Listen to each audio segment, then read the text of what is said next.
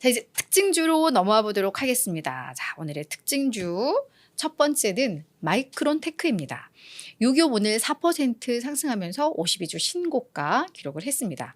글로벌 메모리 반도체 기업입니다. 그래서 이 메모리 반도체 쪽에서는 삼성전자, 하이닉스에 이어서 마이크론이고, 가끔은 하이닉스를 또 따라잡기도 하고 이런 글로벌 기업인데, HBM3E 칩, 이게 고대역폭 메모리 이 칩을 대량 생산을 이제 시작했다라는 소식이 전해지면서 이게 오늘 큰 폭으로 올랐는데요. 사실 장중에는 더 올랐었습니다. 근데 약간 상승 탄력이 조금 둔화된 거긴 한데, 이 칩을 대량 생산해서 어디에 팔라고? 엔비디아에 파는 것 같습니다. 엔비디아가 2분기에 출시 예정인 새로운 GPU H200 여기에 요 HBM3 칩이 이제 탑재된다고 해요. 그러니까 이제 출시할 거니까 대량 생산에 들어간 거니까 그 기대감이죠. 네, 엔비디아 효과라고 보시면 될 것 같은데, 그래서 요 HBM3 요 칩이 경쟁 제품보다 전력 소비량이 약 30%가 낮다고 합니다. 그래서 그런 점에 있어서 이제 경쟁력이 있고, 거기에서 엔비디아에 이걸 납품하게 됐다라는 게 이제 호재겠죠. 그래서 이 회사 측에서는 업계 최고의 요 고대역폭 메모리인 HBM3나 HBM4 요 로드맵을 통해서 우리가 AI 성장에 상당한 큰 기여 지원을 할 수 있을 것이다. 이런 또 자신감도 내비쳤는데, 이게 오늘 모멘텀이었다. 이렇게 정리를 하면 좋을 것 같고요. 두 번째는 도미노 피자입니다. 요즘 AI가 이슈가 되면서 기술주들이 많아요. 근데 제가 이 기술에 대한 이해도가 낮아. 그래서 힘든데 이런 도미노 피자 이런 거 나오면 위안이 돼요. 네, 자, 도미노 피자 이 기업은 오늘 6% 주가가 올랐습니다. 역시 52주 신고가 기록을 했는데, 우리 다 알죠. 네, 세계 최대의 피자 체인 기업인데 실적을 공개를 했습니다. 근데 실적은 사실 크게 이렇게 주가를 올릴 만한 그 정도는 아니었어요. 매출액은 전년 대비 0.8% 증가하기는 했습니다만 예상을 조금 밑돌았죠. 근데 이 정도면 그래도 예상에 부합했다라고도 볼 수 있지만 정확히 따지면 조금 미달했고, EPS는 주당 순이익은 4.48달러로 전년 대비 1% 증가하면서 예상치를 웃돌기는 했습니다. 근데 이게 실질적으로는 단기 순이익이 줄었어요. 그런데 자사주 매입이나 이런 걸 통해서 이 주식수가 줄어든 거죠.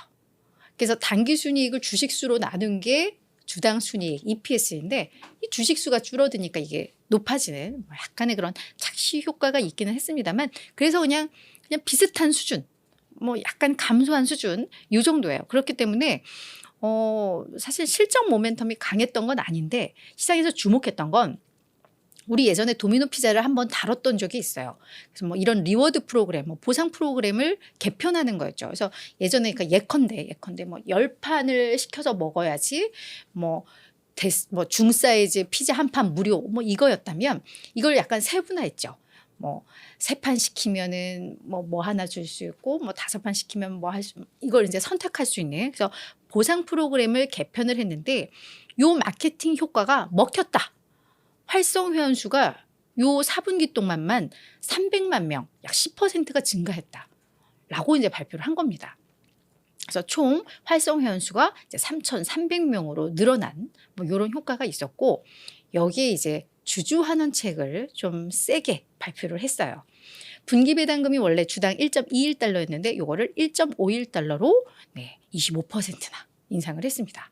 요거 배당 받고 싶은 분이라면 3월 15일 주주 기준입니다. 그래서 3월 29일 날 배당금이 나가는데, 사실 배당 수익률이 아주 높은 건 아니에요. 연 배당 수익률이 한 1.4% 정도 되는데, 근데 요거 시장에서 반갑게 맞이했고, 자사주 매입 프로그램도 현재 그동안 이제 자사주 매입 우리 얼마 할 거야 했는데 계속 자사주를 매입해서 그 잔고가 지금 한 1억 4천만 달러 정도 남았는데, 이거에 10억 달러 더 증액을 했습니다. 그래서 앞으로 우리 또 한 11억 달러 정도 자사주 더 추가로 매입할 거야. 이게 된 거예요. 그래서 요 주주 환원 정책 이런 게 오히려 오늘 주가에는 모멘텀이 되지 않았나라는 생각이 듭니다. 그래서 오늘 주가 올랐다.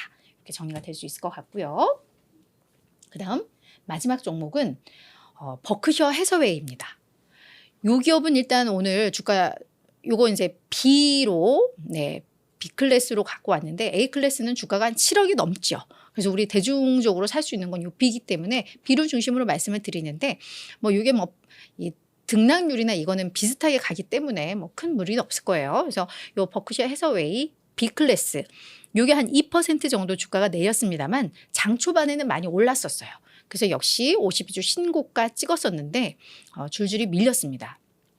자, 버크셔 해서웨이 우리 워런 버핏이 이끄는 회사이고 보험, 철도 뿐만 아니라 다양한 사업을 영위하고 있죠. 그래서 이제 복합 사업 기업이다라고 하고 다만 버크셔 해서웨이는 또 투자를 전문으로 하는 투자 지주 회사이죠.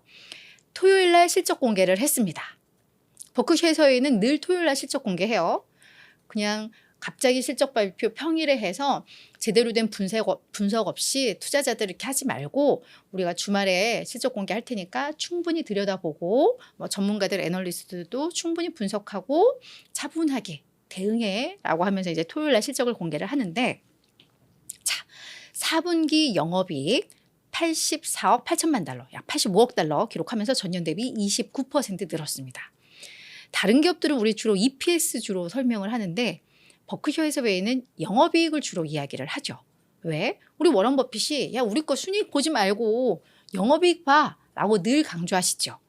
순이익에는 투자에 따른 평가 손익이 들어가기 때문에 변동성이 커요. 증시 좋으면 막 늘어났다가 증시 안 좋으면 막 쪼그라들고 그거 보지 마. 우리 어차피 장투하는 기업이니까 순이익 보지 말고 그냥 우리가 영업을 얼마나 했는지 영업이익 봐라고 해서 이제 영업이익을 주로 공개하는데 잘했습니다. 다만 예상 이 서프라이즈 비율이 되게 낮아요. 시장 예상보다는 좋았습니다만 뭐 큰 차이가 없이. 근데 그 부분이 이제 뭐 철도라던가 이런 사업군이 약간 실적이 생각보다 좀 부진하게 나왔다고 해요. 그래서 그랬지만 그래도 전년 대비 29% 증가를 했고 오늘의 이제 주가가 점점점 힘을 잃은 이유들을 이제부터 말씀을 드리자면 자사주 매입을 지난 4분기에 22억 달러를 했습니다. 그래서 연간 92억 달러 정도. 버크셔 해서웨이는 배당을 하지 않고요. 자사주를 매입해서 소각을 하는 방식으로 주주 환원을 하는 기업입니다. 그죠? 그래서 전년도 79억 달러 대비해서는 늘기는 했는데 근데 절대적인 수치 자체가 그 전년도에는 271억 달러를 구매를 했었으니까 사실 그렇게 많이 한 거는 아니에요. 게다가 올 1분기 들어서 지금 1월 뭐 3일부터 2월 12일까지 한 6억 달러에 그치고 있어요. 그러니까 이걸 그냥 3월까지라고 해도 이걸 2배 대충 하면 한 10억 달러 조금 넘는 수준. 그러니까 자사주 매입이 되게 속도가 둔화되고 있는 거죠. 그 얘기는 워런 버핏은 그래요. 우리 버크셔 해서웨이도 저평가됐다고 판단하면 우리는 많이 사고 뭐 그 가격에 따라서 우리는 그 규모를 결정한다라고 했으니까 버크셔 해서웨이가 워런 버핏 자체적으로도 지금 매우 싸다고 생각을 안 하나 보다. 뭐 그런 해석들이 좀 나왔어요. 왜냐하면 버크셔 해서웨이도 계속해서 신고가 행진을 하고 있기 때문에 그래서 월가에서도 뭐 이런 자사주 매입 속도라던가 뭐 이런 것들을 봤을 때 버크셔 해서웨이의 상승 탄력이 좀 둔화될 수는 있겠다. 이게 워런 버핏이 스스로 알려주고 있잖아. 뭐 이런 해석들이 좀 나왔어요. 그래서 아마 그래서 오늘 주가가 후반으로 가면서 좀 밀린 게 아닌가라는 판단이 들고요. 지금 보유하고 있는 현금성 자산은 또다시 역대 최대치 1677억 달러까지도 확대가 됐다고 합니다. 이 얘기는 우리 워런 버핏 자체가 지금 우리 버크셔 해서웨이도 많이 싸라는 판단을 안 하는 것처럼 시장에서도 이렇게 우리 워런 버핏께서는 좀 많이 할인된 거를 주로 사시죠. 조정받을 때. 그러니까 지금 뭐 사상 최고가 하니까 지금 뭔가 공격적으로 살 때는 아니다라는 생각을 꽤 오랜 기간 좀 하시는 것 같아요. 현금 보유량을 계속 늘리고 있으니까. 이건 그냥 우리가 하나의 투자의 팁으로 알면 좋을 것 같고요. 그리고 우리가 버크셔 해서웨이에 대해서 기대했던 게 뭐냐면 3분기 금융주 매수하면서 요거 비공개해달라고 요청해서 비공개됐었잖아요. 그래서 요거 4분기에는 공개되지 않을까라고 했는데 4분기에도 비공개 처리가 됐고 또 옥시덴탈 지금 약 30% 보유하고 있는 거 완전 인수하는 거 아니야 라는 기대감이 있었지만 그 부분은 아니다라고 또다시 강조한 거. 주주 서한 연차 서한에서 이런 내용들이 있었다 참고하시고 그러면서 워런 버핏이 그 주주들에게 보낸 그 연차 서한을 통해서 또 투자 조언을 했습니다. 이거는 우리가 또 참고를 해야 될 내용이죠. 자, 재밌는 내용 3가지가 있습니다. 소위 투자 전문가라고 하는 사람들의 조언을 무시해라 라는 겁니다. 그러면서 이분이 뭐 유튜브에서 자기의 트레이딩 그 내용을 공개하면서 뭐 이런 것까지도 이제 실제로 예로 좀 들었는데 뭐라고 하냐면 정말 좋은 기업을 잘 발견해서 그걸로 좋은 수익을 얻을 수 있는 사람이라면 그거 그렇게 자기가 매매하지 뭐 이렇게 사람들한테 뭐 조언하고 뭐 이러겠느냐.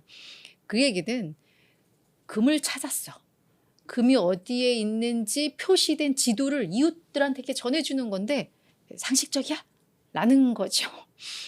그래서 조언 무시해라. 그냥 스스로 열심히 공부하고 뭐 정말 그냥 공개적으로 이렇게 하는 이런 전문가들의 얘기를 그냥 이게 참고만 하지 그거에 따라서 움직이지는 마라라는 거죠. 그래서 뭐 이런 조언을 해주셨고, 2번째는 장기적으로 미국 주식을 고수해라. 그냥 미국 지수 ETF에 사라. 그냥 지수를 사. 중장기적으로 보면 이거는 실패할 수가 없어. 늘 강조하는 말씀이시고 저도 역시 이거에 마음이 동하고 있고, 네, 그래서 준비했어요. 그래서 전 그냥 엔비디아 살까 말까 뭐 고민하시잖아요. 이거 지금 샀다가 고점이면 어떡해. 그냥 진짜 지수 ETF 사시면 속 편해요. 올라가는 거에 따라서 시장 올라가니까. 엔비디아에서 주도주가 바뀌어도 그럼 바뀌는 거에 따라서 또 가요. 그러니까 지금 어떤 대장주 때문에 살까 말까 고민하지 말고 그냥 지수 ETF 사라. 이런 조언도 해주셨고, 마지막으로 혼란스러운 시장에서 침착함을 유지해라. 뭐 경기 침체가 올 수도 있고 뭐 이래요. 하지만 결국은 돌아간다는 거죠. 경기 침체는 결국은 저가 매수 기회를 준다. 그러니까 거기에서 혼란스러워하지 말고 좋은 기업 저가에 잘 사라. 뭐 이런 조언을 또다시 해주셨어요.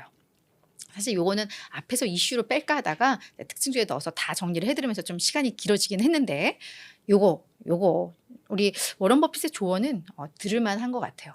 귀담아 들으면 한 것 같아요. 여러분들도 꼭 참고하십사 말씀드립니다.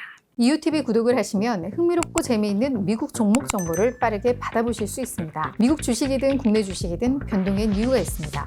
자연히 모든 투자에도 이유가 있어야 합니다. 이웃TV가 서학개미들의 길잡이가 되어 그 이유를 함께 찾아가겠습니다. 매주 화요일부터 금요일 오전 8시 유튜브 라이브로 찾아가는 이웃 누나의 이웃TV 많은 관심 부탁드립니다.